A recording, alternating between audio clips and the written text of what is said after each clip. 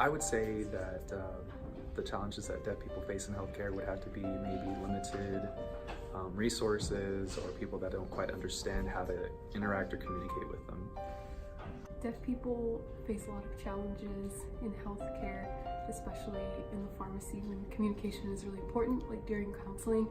I've had deaf patients come in and receive prescriptions, and I've had to use either writing it down or talking to their children to sign to them. What are some problems or challenges you face at the doctor's appointment?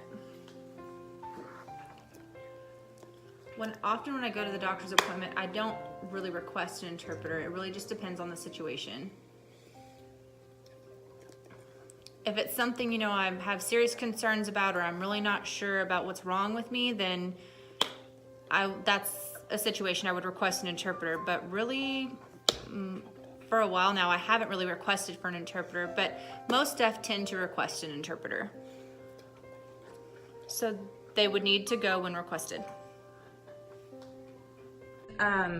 Currently, with the deaf having access to interpreters. So there is such a thing, this kind of goes in that technology part.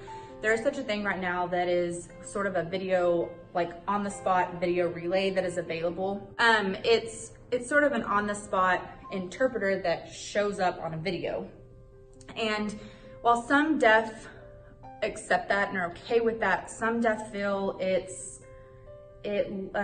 leaves out the personal part of the appointment because they're not physically there. It's hard for them, they feel it's hard for them to understand fully the situation. So in relating it back to the question as far as interpreting challenges, sometimes doctors depend on that instead of the option of having a physical interpreter there. So they will just say, well, I mean, I've been told by other deaf people that they've had experiences where they've walked in to their appointment and they're expecting an interpreter, and the video interpreter shows up and they're not comfortable with that. And they explain that, and the doctor says, well, that's your option. That's what we have available. It's either that or nothing, which I disagree with. I think that's denying their rights. But that's kind of, I have been told from experiences that doctors have been taking advantage of that, and not in a good way, more of using that video as a substitute for the actual interpreter there. So in challenging as how that's challenging for the interpreter is we're available for that opportunity to go in and help with that, but they're not using our abilities. They're not contacting us or contacting the agency for us to go there physically in person and help with that situation when the deaf person's not comfortable with the video interpreting. I would say that's probably the biggest challenge, is just helping and trying to educate the doctors and the nurses, helping them to understand that that's a preference of some deaf people, and that's their right to prefer a physical person there versus a video person. I recently had experience, my son had to go to the emergency room, so I had to request an interpreter. I was sitting and waiting for the interpreter, and at the same time I was focused on my son, so I didn't really realize the time that had passed, but I recognized my interpreter wasn't here yet. So when I mentioned the issue to the doctor of the interpreter not being there, he said, we have the iPad for the interpreter that's called the VRI. And I told the doctor, no, I don't really like the VRI.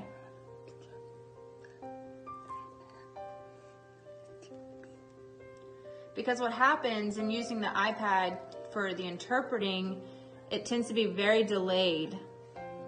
And they often have to wait till the doctor's finished explaining, and then it just keeps getting delayed and more delayed. So I really prefer a physical live person to interpret for me. So when I explained to the doctor, no, I really would not prefer to have the VRI. I would prefer to have a live interpreter.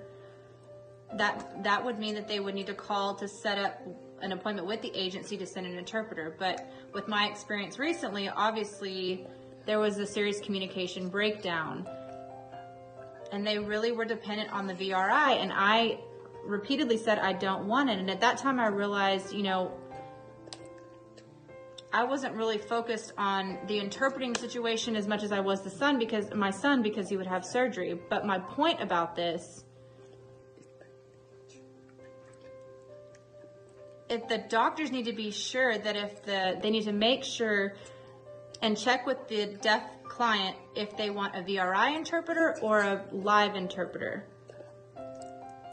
Yes, a VRI interpreter is easier to set up because it's right there and more immediate. But again, there's a lot of delay. However, when you get a physical interpreter there is money involved with that, but it does provide a faster way to communicate. What are some of the problems or challenges you face at the pharmacy? Okay, every time I have to go to the pharmacy, they never can understand my last name or the number, like how I say 15 or 16. That's always a conflict that I face or a difficulty. And so often I have to tell them again, or if they still don't understand, I write down what I'm trying to say. If there's a drive-through pharmacy, I refuse to use that. Because how am I supposed to communicate? And plus they can't understand what I'm saying through the speaker.